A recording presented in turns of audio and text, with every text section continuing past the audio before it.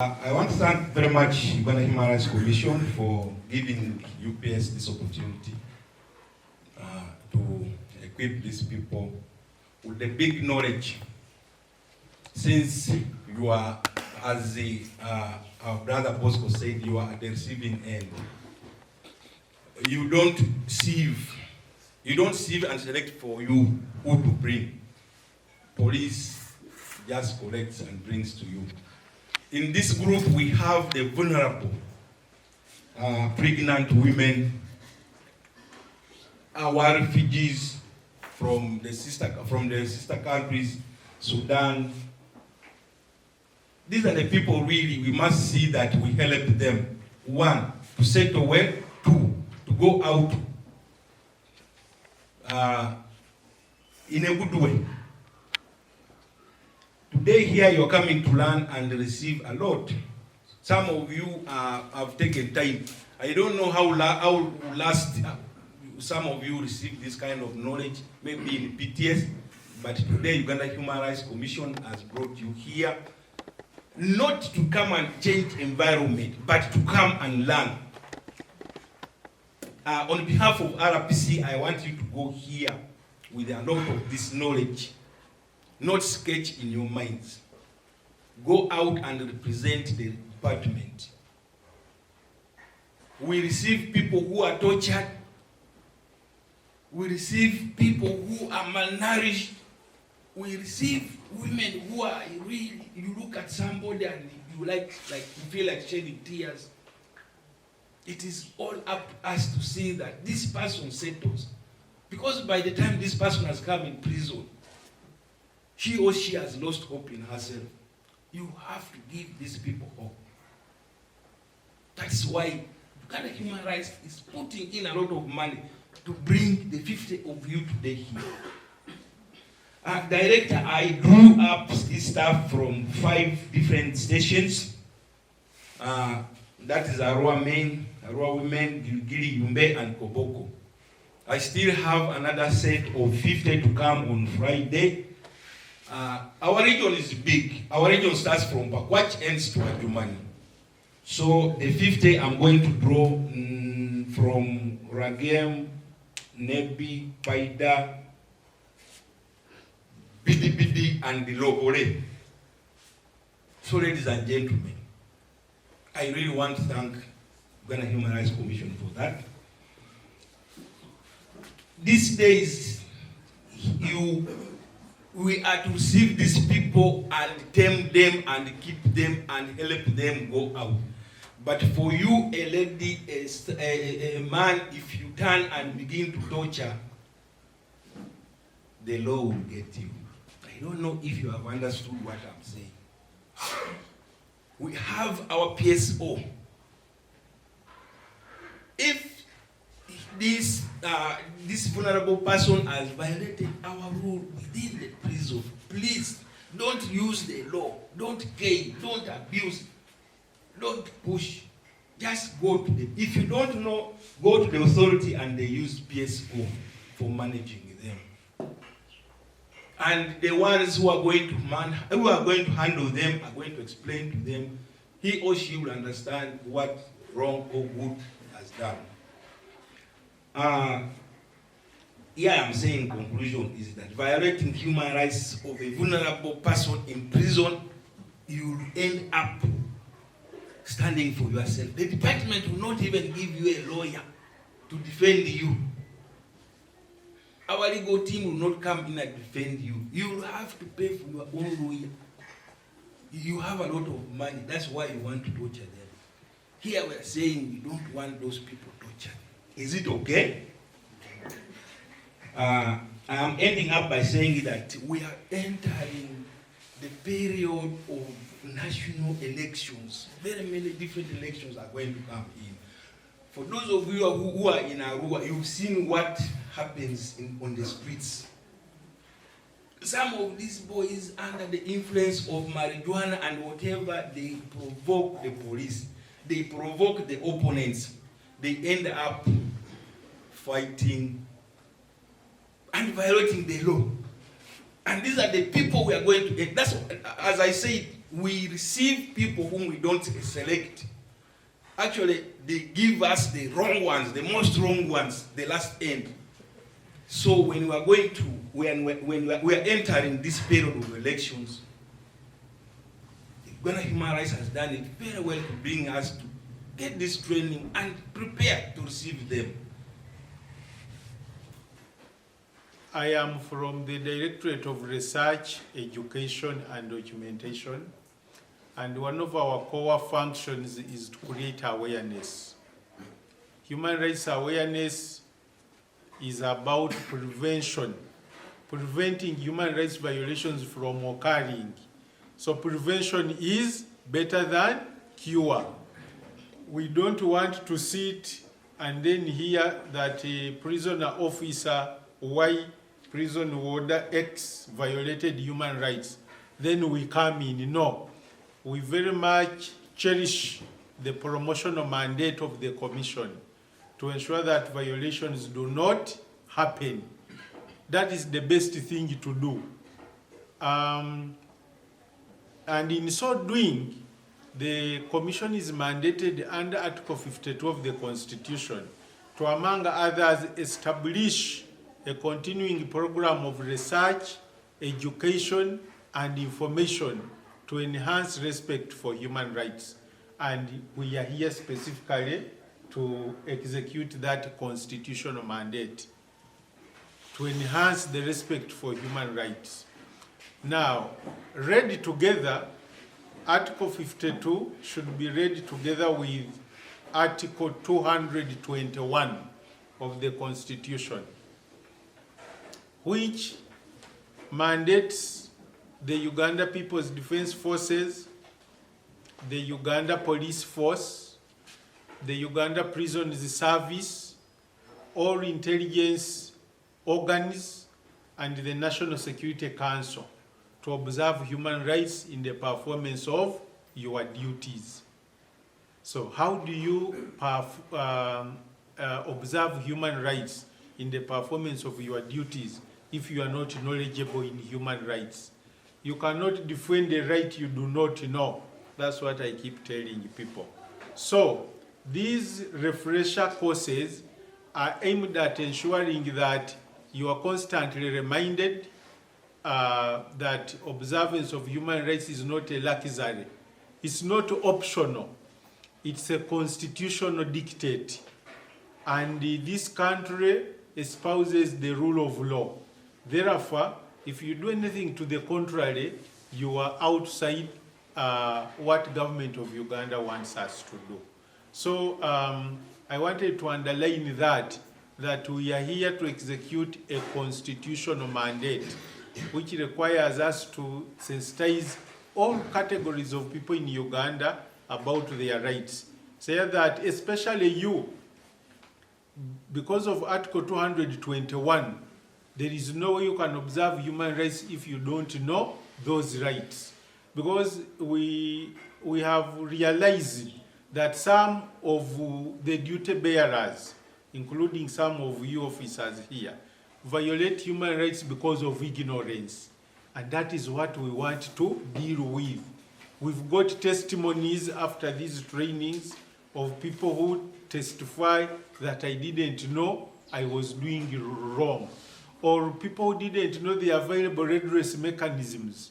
When your rights are violated, where do you go?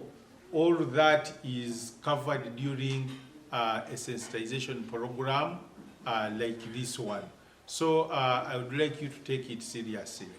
Secondly,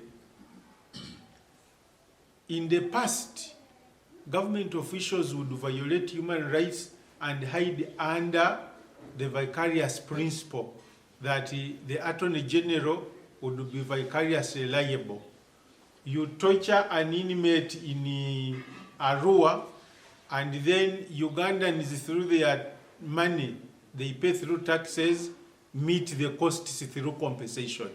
I don't know if you are aware that with the coming into force of the Human Rights Enforcement Act 219, and in particular Section 10, it brought about individual liability, personal liability.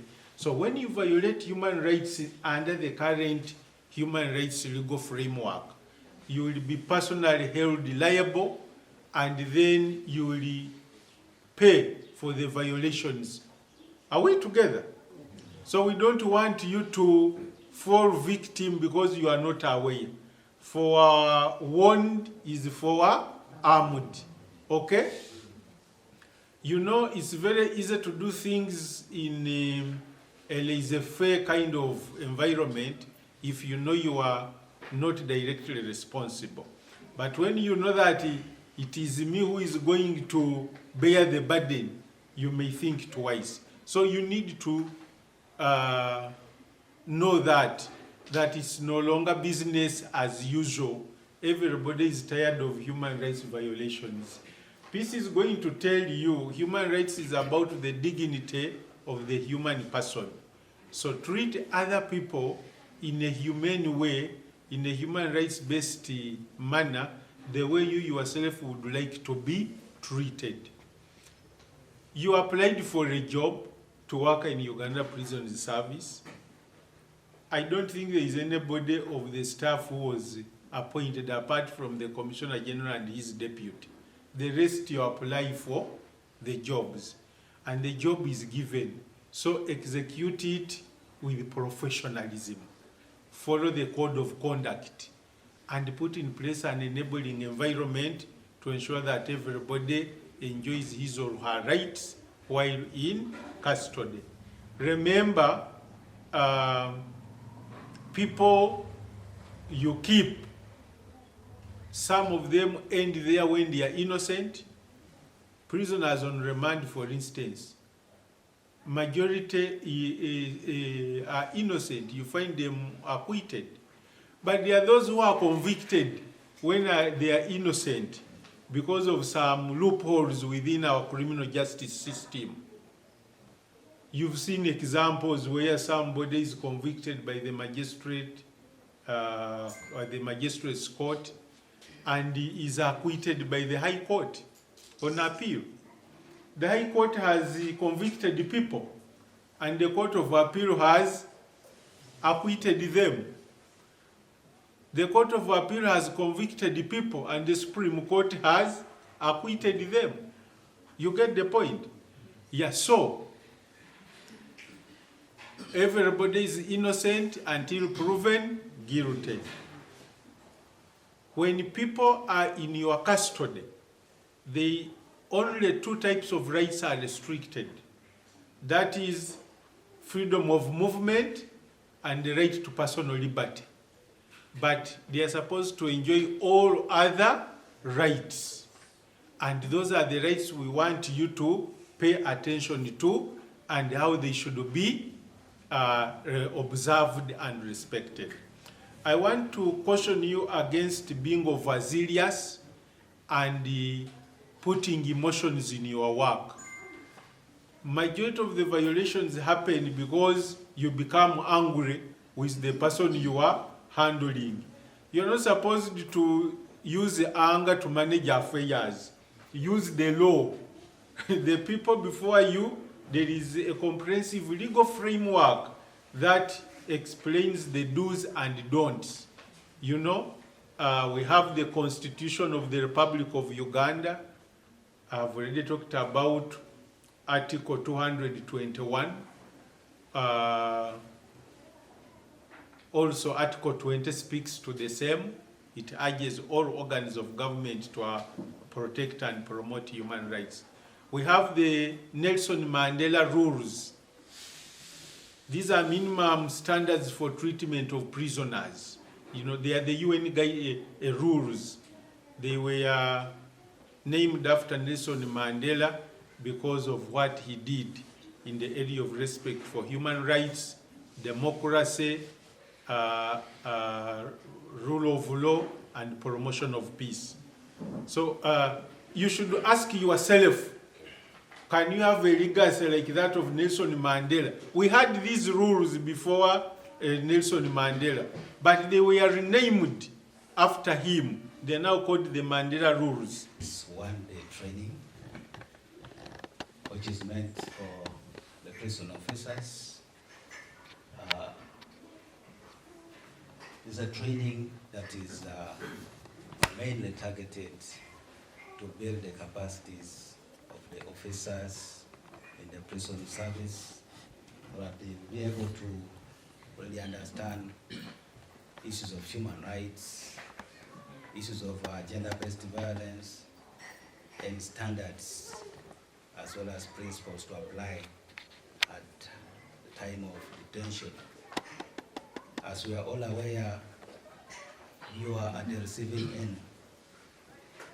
After the arrest by the police, prosecution takes place.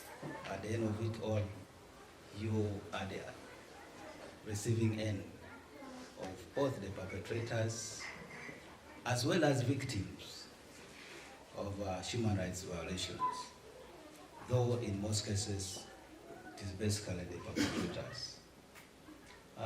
Director, the participants before you, officers from Uganda Prison Service, they are selected from different districts. Yumbe is represented here.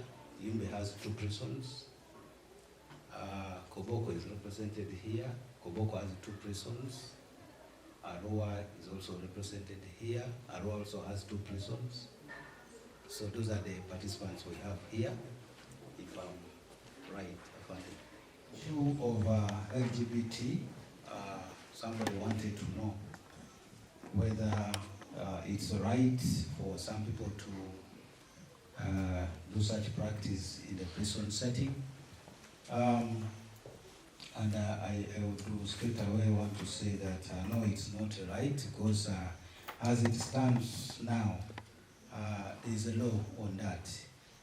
And as you are aware, for you to claim that it's your right, there should be a law to defend that. So as of now, it is criminal for one to do that. Are we together? There's a law on that. You know? I hope that is okay. So whoever does that in the prisons, please help the police do their work. Have this person recharged for that particular offense under the law of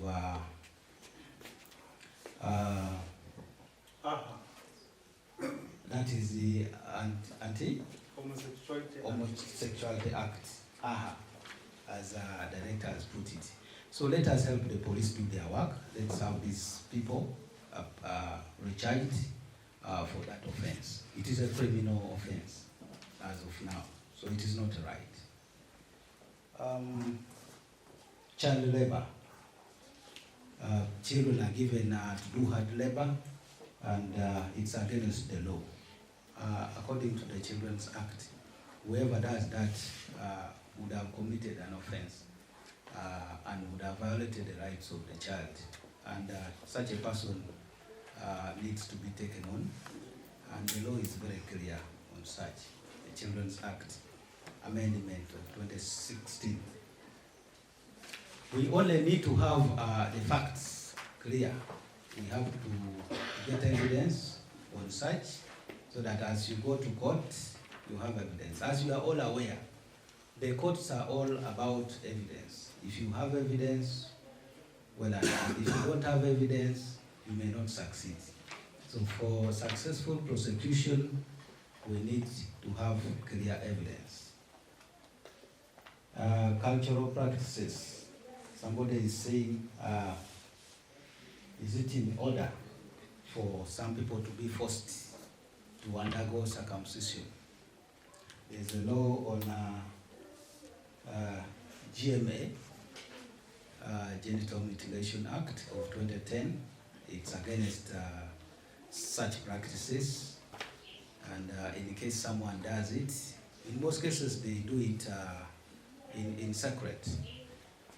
Otherwise, the law is against it. Are we together? You know, especially for the women. Are we together? For the women, but for the men, even the medical practitioners are encouraging it. But when it comes to the women, forced genital mutilation is a criminal offense. I think his question was on men. Imbalu. Imbalu. All. It was on both. On both. Okay. So for women, it is a criminal offense. But as for men, it is even encouraged by medical practitioners. It is a healthy practice, for the men. But forcing is something else. But generally, if you're convinced to have it, it is okay. And it's encouraged. But for the women, it's a different story. That's why we have that law in place. Okay? It is happening in Kapchora, especially, and Moroto, I think. Facilitator, on that same point, the men, like us, it is a must, although you don't want, as well as you have reached the age, they force you. Is it an offense? That's why I'm saying that forcing is something else. But having circumcision as a man is a very good practice. And the medical practitioners are encouraging people to undergo it. Okay? But when it comes to force, then that is something else. Otherwise, convincing someone to undergo circumcision is a good thing. And they are encouraging us to do that as men. It's a different story when it comes to women. Okay? Am I clear here? So disciplining somebody's child, and then the parent of that child stands up and he starts making allegations against, accusing you of disciplining their own child, because you got the child drinking, you got the child smoking, you got the child doing all funny kind of things. Now, here, I think it goes back to parenting. When you get somebody's child doing something bad, smoking, drinking, I think you should take some steps, first of all, before you start disciplining. Take some steps. Find out whose child, who is the leader there, what do we do, But if you take a step and start disciplining immediately, it may reach a point whereby the parent will come in and there is no evidence to show that indeed what you were doing was to try to rescue the child from the bad practices they have been doing. So it is important for you, even as you try to discipline this child, is there anyone else, you're bringing on board witness? Otherwise, somebody can easily turn around and say you wanted to probably punish the child for your own reasons without evidence. And it may turn out to be something serious. I remember there was I give you an example of some school that tried to discipline somebody's child, and the person took the matter to court. The school paid 10 million.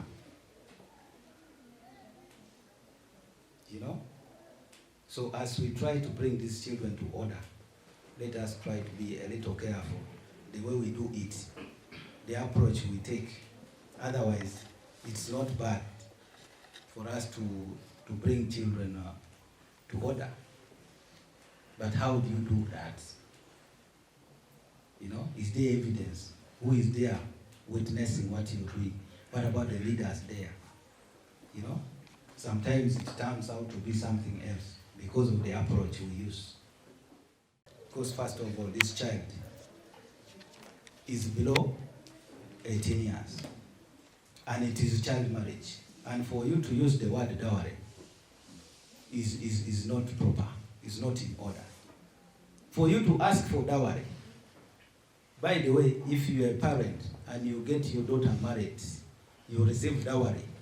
The law says the one who receives dowry, as well as the one who was given dowry, both of them are at fault. They have committed an offense. They deserve to be arrested, both of them. Are we together? So receiving dowry and demanding for dowry for a child who is below 18 years is illegal. That's what we should know. The law does not allow that. That this inmate is trying to escape, I shoot accidentally, the bullet gets the inmate and the inmate dies. He's taken on and he's asking, who is the savior? You know, issues of court. Issues of court sometimes they become a little tricky. How do you provide evidence to prove that what you are trying to tell court is true?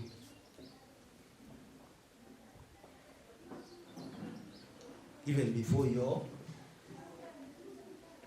saviors come in, is there evidence to show that what you were doing was within the law? Or there is no evidence, and then it becomes a little tricky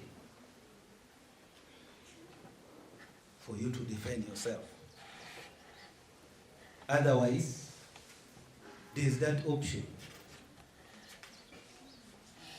If you can produce evidence to show that what you were trying to do was within the law and you did not go astray, then probably the law will look into it and see how they can help you. Otherwise, without evidence, it becomes a little tricky. We always organize community barazas for the public. We go there, talk to them about their rights, about their duties, and also about the mandate of other institutions, what they are supposed to do, what they are not supposed to do. So this is what we are always doing, and we shall continue being the same, you know, as Uganda Human Rights Commission. So it is work in progress. And then the last one is about sexual harassment of junior officers, I think. Was that the question? Sexual harassment of junior officers by their seniors, where should they go? Should they go to Uganda Human Rights Commission? Should they go to other offices? I think within the UPS, there should be a system that handles such matters. So you first exhaust within there what happens.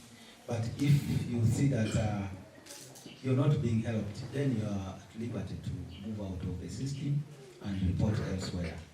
Because sometimes the fear is that if I report to the other officer who is a senior, they may not help me. Probably they may side with the officer who has committed the offense, and then at the end of it all, I don't get any justice. That one is also there. There is that fear. So if you see to it that there is likely not to be any justice for you, then you can move out of it.